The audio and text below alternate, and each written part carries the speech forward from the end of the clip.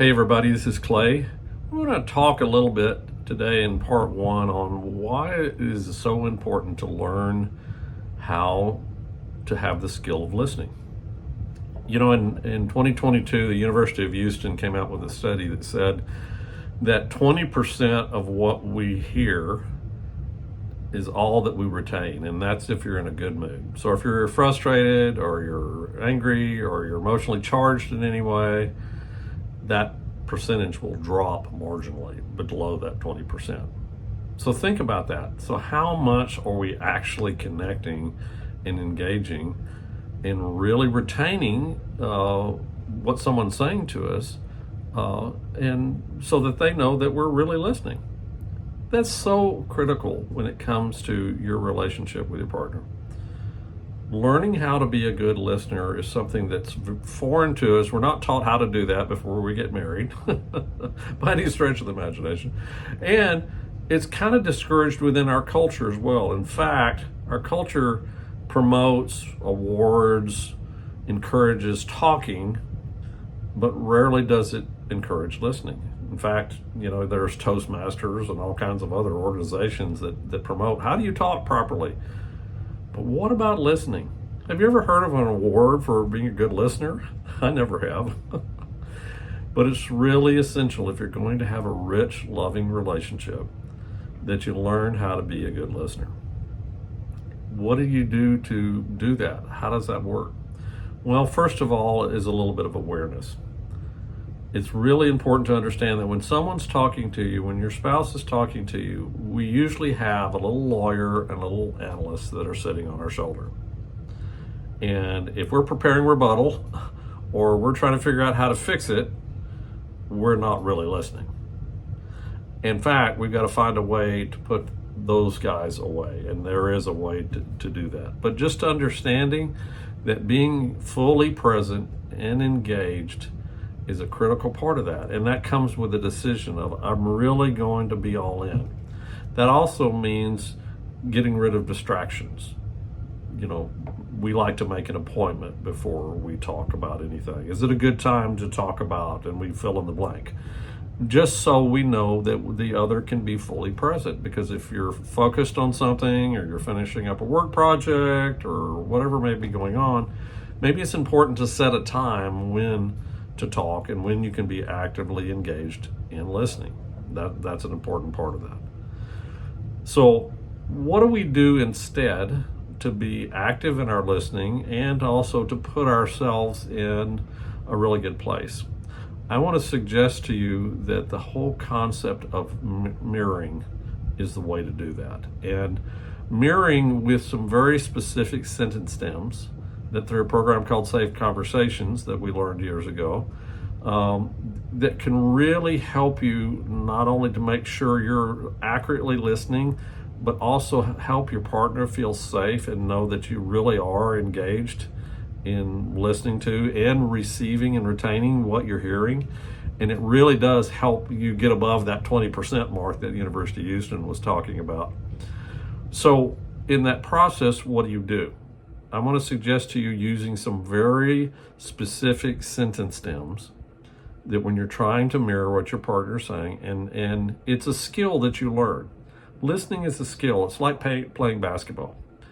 If I'm learning to play basketball, I do drills, doing dribbling, and I shoot hundreds of free throws, and I learn how to run an offense, and I do all that so that when I'm in the game, I don't think about those drills. I actually do it because I have muscle memory and I just automatically do it. The same thing is important for us to learn to do when it comes to listening, is to practice a skill so that you become a good listener. So here are those sentence stems. First off, let me see if I got that. You said, okay, start with that. So when someone says, I need you to, I need to talk about our vacation, and I'd like to go to Cancun this year. So let me see if I got that. You said that you want to go on a vacation and you want us to go to Cancun this year. Second stem, did I get that?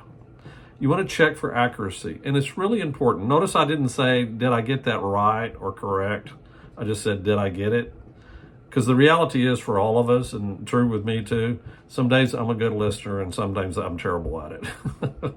Because I just don't have the attention, or I'm tired, or whatever's been going on. And I want to check for accuracy. I want to know, did I get it? And so I ask that question. Another sentence stem is, and really the secret sauce of the whole process is there more about that? Whoever asks you, is there more about that when you're talking with somebody? I've never had it, except somebody that did this process.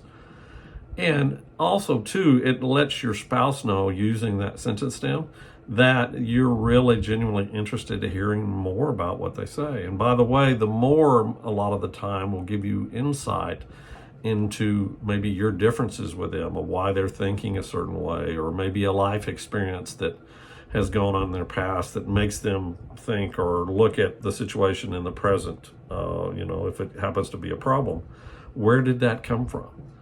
It's a great way to be curious and to learn, so that you can adjust and really be able to connect, and you let your partner know that you're listening. And then finally, when they finish, let me see if I got all that, and you give them a recap. Now, when you're using these sentence stems, it's really important to understand the purpose of what you're doing, and that is to make sure that you're connecting and you're listening with accuracy. But the other thing you're doing is something very important in the brain. If it happens to be something that's a problem or something that's emotionally charged, using these sentence stems helps us move from the reactionary, or the primitive part of our brain, where we usually are and get stuck when we're upset about something.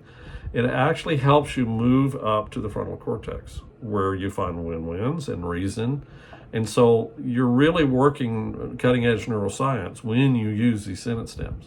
And it really helps when you're doing that for your spouse, because you're asking a question. Okay, let me see if I got that. You said, did I get that? Okay, when I ask that question, they have to move from here to up here to determine, okay, did you get it or not? Then the next question, is there more about that? Well, is there more about that or not? I've got to determine that. And once that integration starts, we know now from neuroscience that your nervous system will balance itself, and you'll begin to calm down if you happen to be emotionally charged about what it is you're talking about. So with it, each time you ask the question, you automatically are moving in your brain to a place that's going to be resourceful for you. So utilizing those sentence stems is a big deal. Being determined, though, to be an active listener is really the priority. If you're committed to it and you make a real decision that you need to make it a must, instead of a woulda, shoulda, coulda, you will be a good listener. But remember, we're not taught to do that. We're not encouraged in our culture to do that. So it is a skill you have to develop with each other. And let me tell you, well, you may think, we've had the response before, well, that takes so much time to do that. Really? How much time does it take to do damage control when you don't listen? Way more than taking the time to maybe using some sentence stems and being able to receive and hang on to at a higher percentage what it is you're actually hearing. So that's part one. We're going to go in depth to another level of what we can do to be better listeners, how to be more engaged in listening in part two. So we'll see you on the next video.